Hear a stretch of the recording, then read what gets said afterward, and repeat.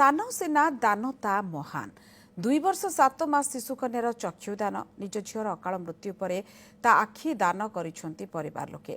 केन्द्रापड़ा कपालेश्वर पंचायत गरापुर गाँव आसी एक खबर। गाँवर कृष्णचंद्र नायक एवं झरणा साहूंकर 2 वर्ष 7 मास झील प्रत्युषा प्रियदर्शिनी मां सहित महाकालपड़ा केआर बाबा स्थित मामू घर को बुली जाइतिला। रविवार संध्यारे पिलामानंकर सहित खेलुवा बेले तार आई मां तांको घर को नहीं आसते जिद्दी करी कांदी उठिथिला। किछि समय पर झीर राहा आउ फेरी नथिला।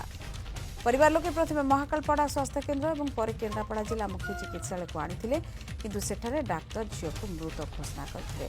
झीर एमिति अकाल मृत्यु भांगी पड़ते समस्ते। या भितर ता स्मृति को मन रखा चक्षुदान करने को नहीं निष्पत्ति। याद्वारा झील पुणी थे जी उठिब बोली कोहबरा कंठरे कहते कृष्णचंद्र।